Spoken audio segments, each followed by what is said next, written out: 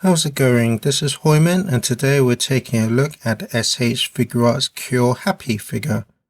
And since this video is going up on Christmas Day, I just want to say Happy Christmas.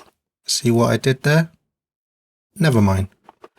So you have a nice window to see the figure inside, and then the box itself is a nice pink color scheme. Looks very colorful, and then you have the top. You have pictures of the figure on both sides. Then you have legal stuff for the bottom.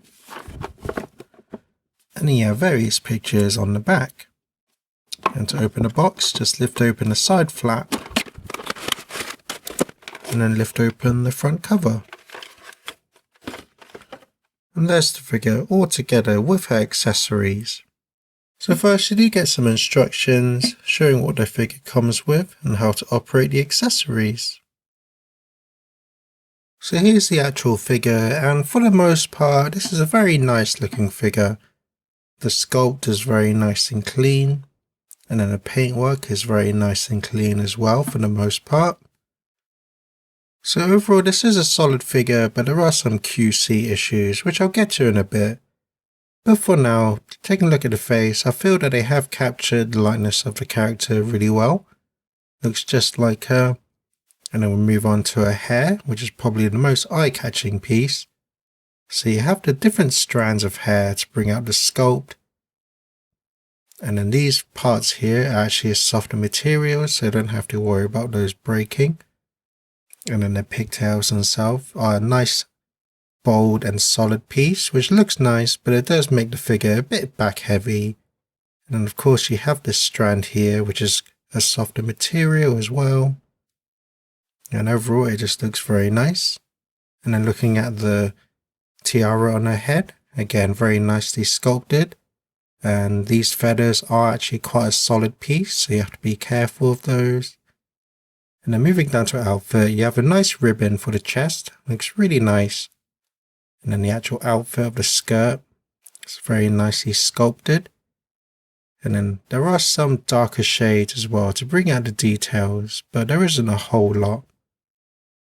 And then the whole piece of the skirt is a softer material as well. So that's nice.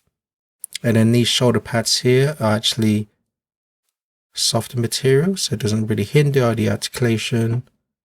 And you move down to her shoes, again nicely sculpted with the ribbons, and like I already said, the paintwork is very nice and clean.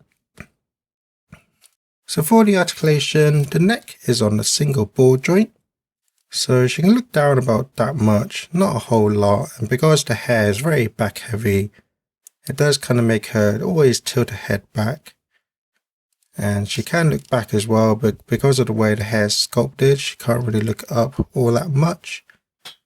And then she can tilt her head side to side as well as twist.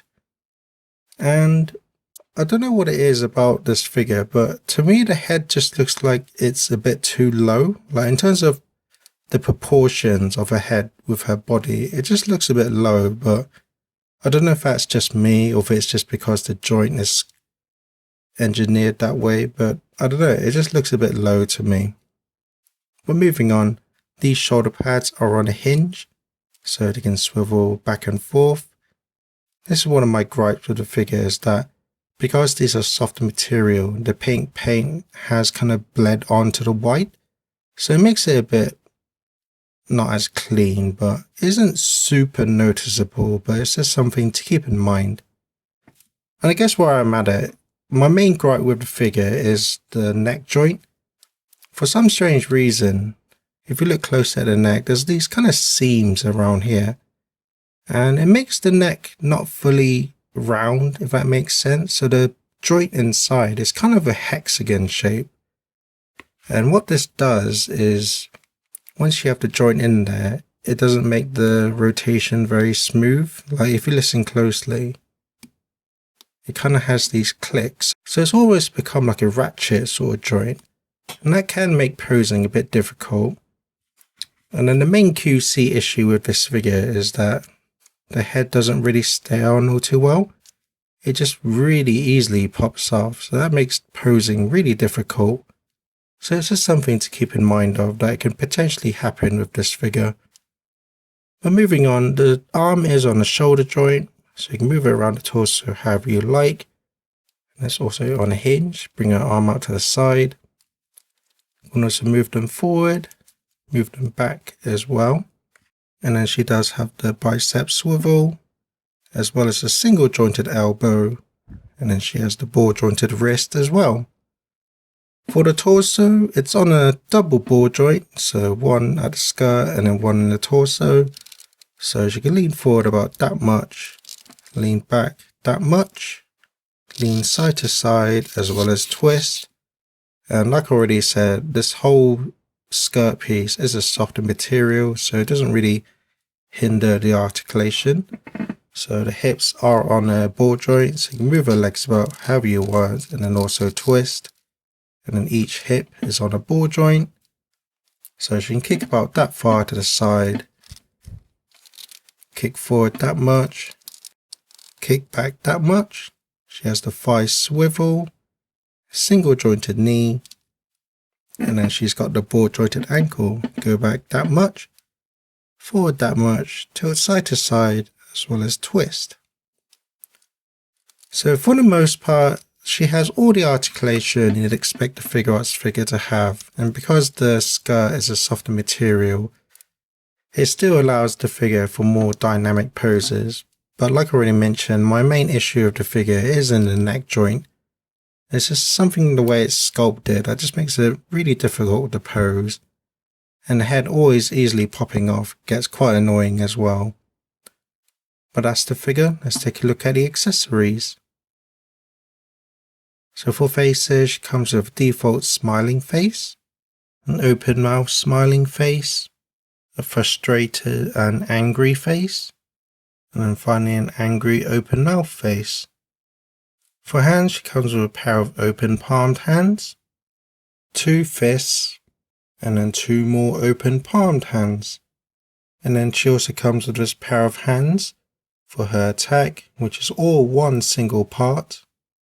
She also comes with this extra neck joint, which is the same joint but just doesn't have the hinge, and that's to help support her head.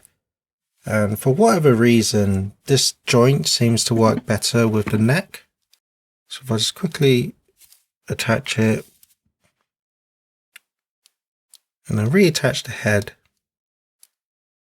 and for whatever reason, it seems to stay on this joint a lot better, like her head's not going to fall out anytime soon.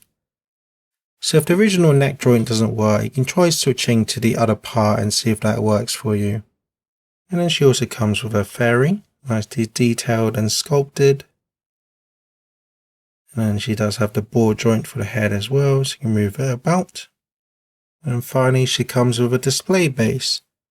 And she does have her name patterned on the base, and you have the actual stem itself for the figure to stand, which is pretty much necessary for this figure.